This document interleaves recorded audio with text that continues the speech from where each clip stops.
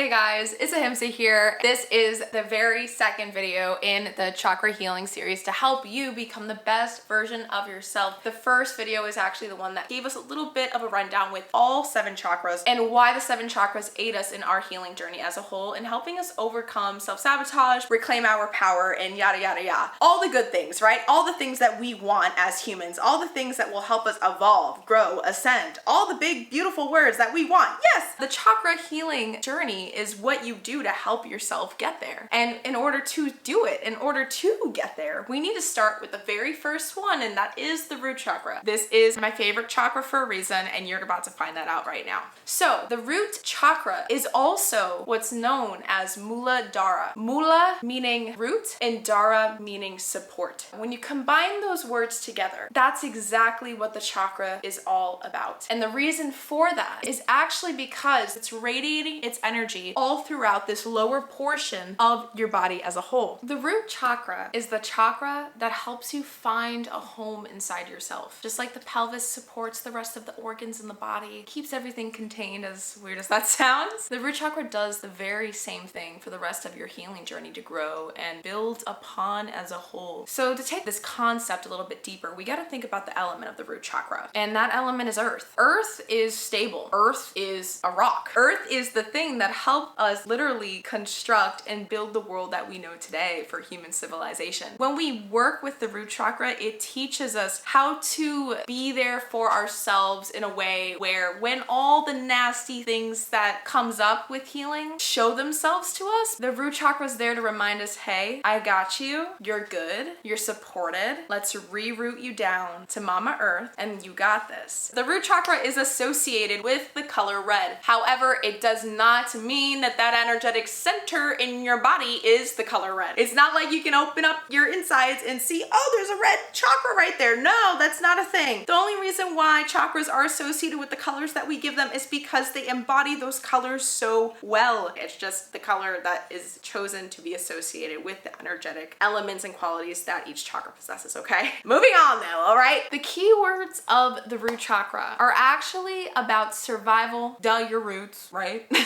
Stability, foundation, security, safety, support, self-preservation, and your ancestry. This chakra, when it's in its harmonious state, when it's in its most healed state we can actually get it to, it's supposed to help us have that nice sense of self-worth to continue moving down our path. It's supposed to make us rely on ourselves, be able to trust ourselves in the process, to have our own backs when life gets tough, when healing gets tough, when anything that we're moving through in regards to self-improvement and self-development get tough as well. Because of this, we need to also dive into one of the most important things that I think you're actually going to hear in this video as a whole, because if it wasn't for this thing that I'm about to share with you, what's the point of looking at the root chakra? We got to look at the shadow side of it. We got to look at the thing that kind of battles it head on to create that disharmony within it. And it's the one and only word that everybody loves to hear, right? Fear. And that was sarcasm. Now you'd realize that. Fear sucks. Right? It can control you. It can make you do things based off of illusion. When we live from a place of fear, not only are we creating chaos in our lives, we are creating a veil over our heads that are keeping us from being able to see what's really in front of us, the truth that lies beneath the surface of things. And if you're a control freak, if you're rigid in nature, if you feel like you have no grasp over your life, if you feel like you can't manifest the things you want in life, this is all rooting back to the root chakra. Get the pun I just did there?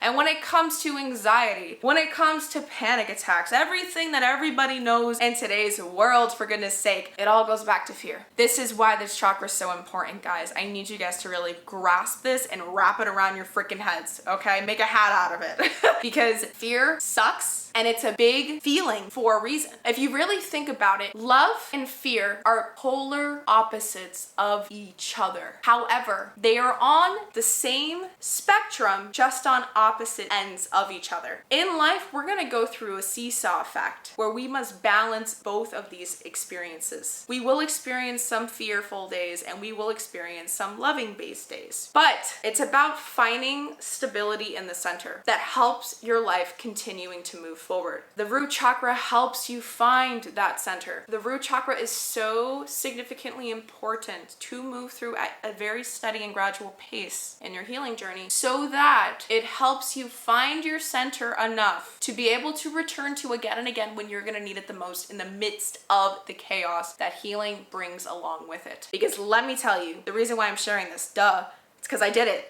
I rushed through it. I was the one that did it. I was the one that said, nah, I did enough. Nah, I don't need to look at this anymore. And guess what? It screwed me over. Wouldn't you rather know that you got your own back than make yourself suffer more than you have to if you were to skip these really crucial parts in healing?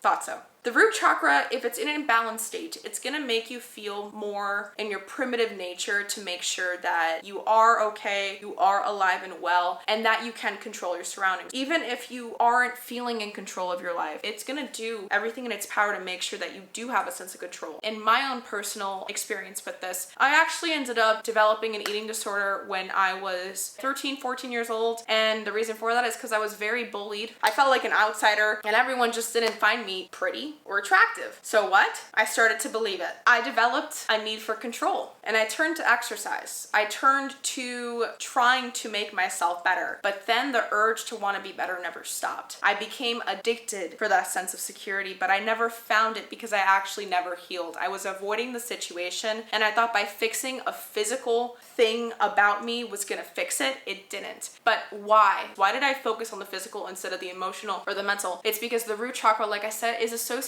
with the element of earth. Earth is materialistic based things like food, shelter, our body. It's the things that help us feel safe. So when you have, whether or not it's an overactive or underactive root chakra, you might be more focused on the things outside of you and not really looking enough on the in. But how do we tackle this? The very first thing that helped me was looking at my roots. Shedding light on your roots is basically the golden ticket to helping you overcome any type of self-sabotage because it is the thing that made you who you are today for a reason. So we gotta go back to the beginning of your story to find the cause of where that fear started to become a thing. But before we can really dive into that even further, we gotta make sure that we have a nice stable foundation to support our journeying within ourselves, which is what leads me to my second point, home and sacred space. We need to have a nice sacred space in order to be able to do the healing because that sacred space is gonna serve as the container to help you feel grounded and supported until you start becoming that for yourself in time. Because remember, in order to start building any type of new habit or belief system, we got to start from somewhere, right? And that somewhere is not an easy process, mostly because we aren't prepared for any chaos that might come our way in the healing when things get overwhelming in those icky times. But it's there, and it's there to show us some really big revelational truths in ourselves. Some ways to really ensure that your sacred space is grounding enough for your healing to be able to really take place and start blooming is making sure that it's clean, organized, not too cluttered, because a cluttered space might make your mind feel cluttered. As your inner world reflects your outer world reflects the inner world. We gotta make sure everything is in nice harmonious energy. And this is where it leads me to the third point, setting appropriate boundaries for your healing journey. You gotta make sure that you're setting the proper boundaries to make sure that you continue and there is persistence, consistency in your healing journey as a whole. Boundaries are especially the gateway to helping you manifest the life you want for yourself, because boundaries are what's going to help your inner container support the intense highs and lows that healing brings along with it. When you feel like you're going out of whack, you need those proper boundaries to remind yourself, okay, well, this is the plan that I set in motion for myself if this were to ever happen. And last but not least, in order to bring your root chakra back into harmony, you must reclaim your right to live. And the only way to do that is by living your life rather than merely surviving it. We have to start reconnecting with our physical bodies, and that can mean through touch, yoga, practices that involve self-care, mindful eating, doing things that involve you physically nurturing yourself from the inside out. And this was a pretty tricky thing because when I was recovering from my eating disorder stuff, I was recovering from a lot of things that involved me hating myself, and I had to learn how to not be so obsessive looking at myself in the mirror all the time. But this actually taught me how to create a sense of support within myself enough for my intuition to awaken. Because when we're living from a survival level state of mind, intuition doesn't exist. That inner voice that helps us see life or feel guided doesn't exist because we have a lack of faith. We have a lack of hope. We have a lack of light in our life because we're so focused at looking at life in the dark. And yes, I know that a lot of the concepts that I share with you when it comes to steps to help you overcome this harmonious root chakra is a lot. I know I summarized it, but it's deeper than it actually is, guys. Okay, come on, let's face it. Which is exactly why I do plan on diving into each little concept that I said I use to help me overcome disharmonious root chakra in separate videos, because I feel like this video is already just long enough because YouTube doesn't like it. And I don't want you guys to move through this too fast, too soon, except that these little videos allow you to be able to fully absorb the information, and it also aids you to learn how to be patient with yourself, because patience is going to be one of the key ingredients to your success in healing, overcoming self-sabotage, and stepping into your power. If you want to dive into the concept of what fear means to you, I would love to learn that in the comments down below, as I feel like that might actually be your #1 first step you can take in healing today. I do encourage that you subscribe. I'm trying to build a community, and I need you guys to be each other's support system right now, especially in a time where you feel like you really want to do this for yourself. With that being said, I don't want to keep you here too long because healing's important, and it's more important than making a video. Sending you so much unconditional love. Don't give up on yourself, my love. You got this. You're powerful, and you're a lot stronger than you think. You can do it. Bye.